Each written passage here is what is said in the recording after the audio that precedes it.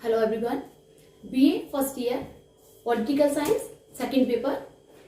इससे पहले वीडियो में हमने जाना कि मौलिक अधिकार किसे कहते हैं और भारतीय नागरिकों को भारतीय संविधान द्वारा कितने मौलिक अधिकार प्राप्त किए गए हैं।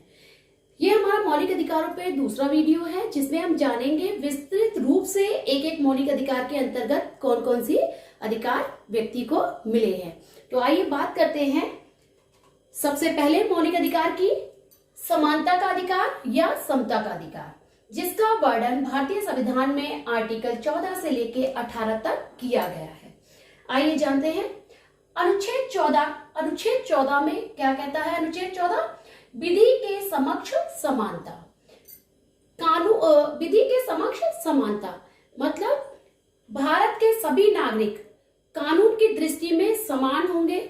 राज्य ऐसे कानून बनाएगा जो सभी पर समान रूप से लागू होंगे।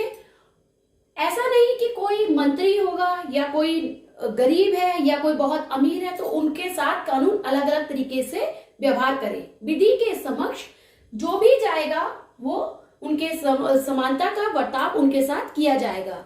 वो जो भी व्यवहार करते हैं उसके लिए जो भी सजा या प्रावधान कानून में किया गया है वो सबको समान रूप से एक ही तरह से दिया जाएगा। तो विधि के समक्ष हमारे न्यायालय में जो भी जाए उसमें जाति, धर्म, लिंग या अमीर गरीब आदि का कोई भेदभाव नहीं किया जाएगा। सबको समान दृष्टि से देखा जाएगा और विधि के समक्ष भारत के सभी नागरिक समान होंगे। सभी को समानता का अधिकार प्राप्त है।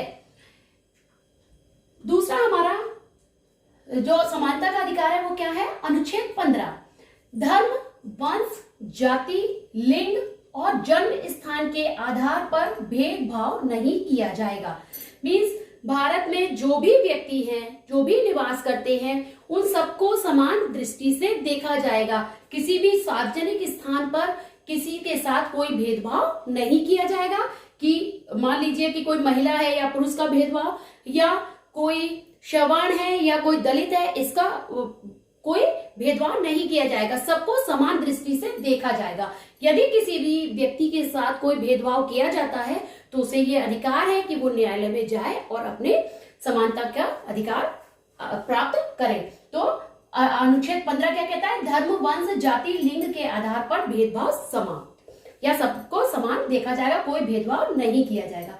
अनुच्छेद 15.4 क्या कहता है कि सामाजिक व शैक्षणिक पिछड़े वर्गों के लिए विशेष उपबंध। ये बात इसलिए की गई है जब हमारा मूल संविधान बना तो भेदभाव नहीं किया जाएगा ये दिया गया, लेकिन जो हमारे सामाजिक दृष्टि से कुछ पिछड़े वर्ग हैं जो सही रूप से विकसित नहीं हो पाए हैं या शैक्षणिक दृष्टि से जो पिछड़े वर्ग रह गए हैं उनके लिए कुछ विशेष प्रावधान किया जाएगा जिससे कि उनका विकास भी समान गति से हो सके और वो भी समानता के श्रेणी में आ सके। तो अनुच्छेद 15.4। अनुच्छेद 16 लोक नियोजन के विषय में अवसर की समानता। अनुच्छेद 16 क्या कहता है कि लोक नियोजन के जो विषय हैं, पब्लिक एम्प्लॉयमेंट के जो विषय हैं, कोई भी सरकारी पद पर या किसी भी पद पर जॉब के लिए जो भी अप्लाई करेगा उनको समान दृष्टि से देखा जाएगा। तो कोई भेदभाव वहां भी नहीं होगा, सभी समान दृष्टि से देखे जाएंगे। लोक नियोजन में कोई भी सरकारी पद है या कोई भी नौकरियां हैं उनमें सबको समानता की दृष्टि से देखा जाएगा। अनुच्छेद 16.4 क्या कहता है। इसके तहत विशेष वर्ग को आरक्षण की व्यवस्था की जाती है।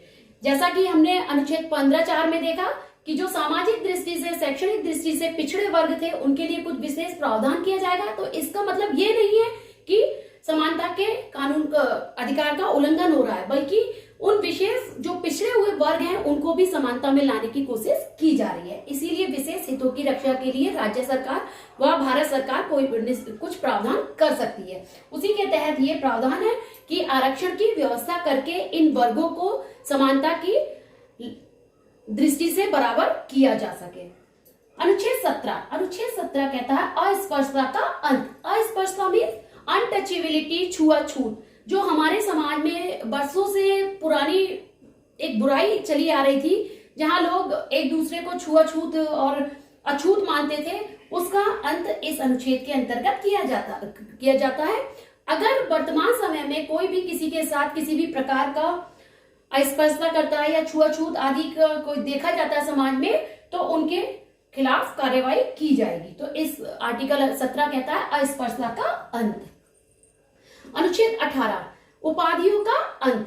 तो अनुच्छेद 18 कहता है कि किसी भी प्रकार की कोई उपाधि नहीं दी जाएगी सिवाय राज्य सेवा क्षेत्र में, सेना में और शिक्षा के क्षेत्र में। जैसे वर्तमान समय में सेना में और शिक्षा के क्षेत्र में विशेष उपाधियां दी जाती है, लेकिन जैसे पहले समय में उपाधियां दी जाती थी, जैसे केसरे हिंद की उपाधि आपने नाम सुना होगा, और राजा की उपाधि दे दी किसी को, तो ये उपाधियों का अंत करके सभी को समानता की दृष्टि से समान किया जाएगा। तो ये था हमारा समानता के अधिकार के अंतर्गत हमने जाना किस किस प्रकार की समानता भारतीयों को मिलती है, भारतीय नागरिकों को समानता का अधिकार कैसे प्राप्त होता है। अब बात करते हैं हमारा दूसरा जो महत्वपूर्ण दूसरी स्वतंत्रता का अधिकार है, मौलिक अधिकार, वो है स्वतंत्रता का अधिकार। ये हमारा दूसरा मौलिक अधिकार है जिसका वर्णन भारतीय संविधान में अनुच्छेद 19 से 22 तक किया जाता है।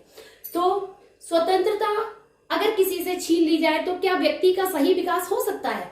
अगर मान लीजिए आपसे बोलने की, आपसे कहीं भी रहने की, घूमने की स्वतंत्रता छीन ली जाए तो आपका विकास वही रुक जाएगा। तो ये बहुत आवश्यक है कि व्यक्ति को स्वतंत्रता मिलनी चाहिए ताकि वो अपना सही से विकास कर सके। तो आइए जानते हैं किस प्रकार की स्वतंत्रता की बात मौलिक अधिकारों के अंतर्गत की गई है। तो अनुच्छेद 19 के तहत जब मूल संविधान बना तो 7 प्रकार की स्वतंत्रता दी गई थी, लेकिन बाद में संपत्ति की जो स्वतंत्रता थी उसे वहां से हटा दिया गया और अनुच्छेद 19 के तहत 6 प्रकार की स्वतंत्रताएं प्रदान की जाती हैं। वो क्या क्या है? पहली है विचार अभिव्यक्ति की स्वतंत्रता। तो भारत में निवास करने वाले सभी व्यक्तियों को अपने विचार, अपनी अभिव्यक्ति प्रस्तुत करने की स्वतंत्रता है। वो अपने विचार प्रस्तुत कर सकता है, ये उसका मूल अधिकार है, ये उससे कोई भी नहीं रोक सकता। दूसरा है शांतिपूर्ण सम्मेलन की स्वतंत्रता। तो सभी व्यक्तियों को, सभी नागरिकों को यह अधिकार है कि वो अपना किसी भी स्थान पर सम्मेलन आयोजित कर सके, बशर्ते वो सम्मेलन शांतिपूर्ण हो, वहां किसी भी अस्त्र शस्त्र का प्रयोग ना किया जाए। तीसरी हमारी है समुदाय व संघ बनाने की स्वतंत्रता।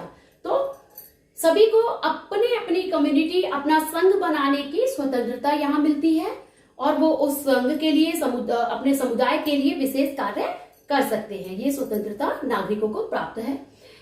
चौथा है भ्रमण की स्वतंत्रता। भारत के नागरिक होने के नाते हमें ये स्वतंत्रता मिली है कि हम भारत क्षेत्र में किसी भी स्थान पर भ्रमण कर सकते हैं। निवास की स्वतंत्रता। 5वीं स्वतंत्रता हमारी कैसी है? निवास। हमें ये स्वतंत्रता है कि हम भारत में कहीं भी निवास कर सकते हैं। व्यवसाय की स्वतंत्रता। और छठी और आखिरी स्वतंत्रता क्या है? व्यवसाय की स्वतंत्रता।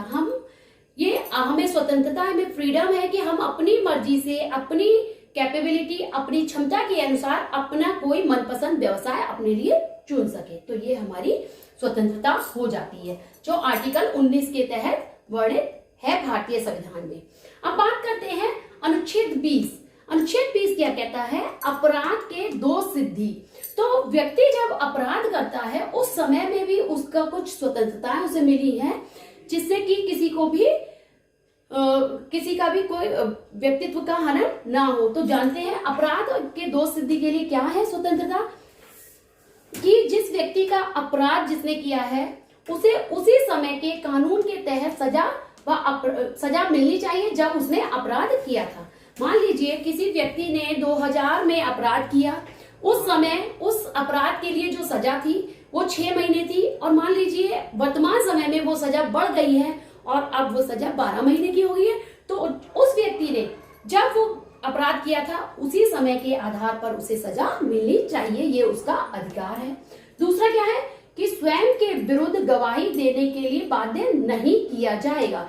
ये उसको अधिकार है उस समय पे भी जब उसका अपराध उसने किया, दोष सिद्ध हो गया है, कि उसको फोर्स नहीं कर सकते हैं आप कि वो स्वयं के विरुद्ध गवाही दे कि उसने अपराध किया है। अगर वो निर्दोष है तो वो अपने आप को निर्दोष कहेगा, लेकिन आप उसे बाध्य नहीं कर सकते हैं कि वो अपने अपराध के लिए जबरदस्ती उसे गवाही देने के लिए आप नहीं कह सकते हैं। दूसरा, एक ही बार सजा, तो व्यक्ति ने जो अपराध किया है उसके लिए उसे एक ही बार सजा दी जाएगी, बार बार एक अपराध के लिए उसे बार बार पुनः सजा नहीं दी जाएगी। तो ये था अपराध व दोष सिद्धि के समय क्या क्या स्वतंत्रताएं दी गई हैं। ये हमारा मोस्ट इंपॉर्टेंट आर्टिकल है, आर्टिकल 21, प्राण व दैहिक स्वतंत्रता, जीवन का अधिकार। ये इसलिए भी इंपॉर्टेंट है कि हम जानते हैं कि जब आपातकाल लगता है तो हमारे मौलिक अधिकार वही स्थगित हो जाते हैं, लेकिन ये अधिकार हमारा बना रहता है, हमें तब भी जीने का अधिकार है, जीवन का अधिकार है, प्राण व दैहिक स्वतंत्रता हमें बनी रहती है। तो ये जो आर्टिकल है इसमें समय समय पे सुप्रीम कोर्ट ने बदलाव किए हैं और इसका विस्तार समय समय पे होता चला जा रहा है। जैसे निजता को भी इसी के अंतर्गत लाया गया है। आर्टिकल 21A ये हमारे मूल संविधान में नहीं था, बल्कि 86वें संविधान संशोधन द्वारा 2002 में इसे जोड़ा गया। और ये क्या है, ये 6 से 14 वर्ष तक के सभी बालकों को अनिवार्य प्राथमिक व निःशुल्क शिक्षा का अधिकार, मीन्स 6 से 14 वर्ष तक के जितने भी बालक भारतवर्ष में निवास करते हैं उन्हें ये अधिकार है कि उन्हें अनिवार्य प्राथमिक शिक्षा मिलनी ही चाहिए। अनुच्छेद 22, गिरफ्तारी के संरक्षण के लिए अधिकार। तो ये गिरफ्तारी मीन्स किसी भी व्यक्ति को अगर गिरफ्तारी हो रही है तो उस समय भी उसको स्वतंत्रता है 3 प्रकार की। वो 3 प्रकार की स्वतंत्रता क्या है? पहला है कारण पूछने का अधिकार। उसे ये अधिकार है कि वो जिस समय उसकी गिरफ्तारी हो रही है तो वो कारण जाने कि किस कारण उसको गिरफ्तार किया जा रहा है, उसे रीजन जानने का अधिकार है। दूसरा, 24 घंटे के अंदर न्यायालय में या मजिस्ट्रेट के सामने उसे उपस्थित किया जाना चाहिए, ये उसका मौलिक अधिकार है।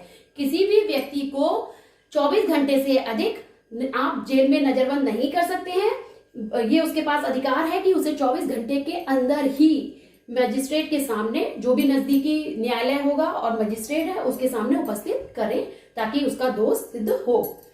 तीसरा है मनपसंद कानूनी सलाह। उस व्यक्ति को यह अधिकार है कि वो अपना मनचाहे वकील अपने लिए नियुक्त कर सके और अपनी कानूनी सलाह ले सके। तो ये थे स्वतंत्रता का अधिकार और समानता का अधिकार। बस आगे वीडियो में हम अपने नेक्स्ट अधिकारों को जानेंगे। अभी हमने 2 कराए हैं और इसके बाद हमारे 4 बचते हैं। धन्यवाद।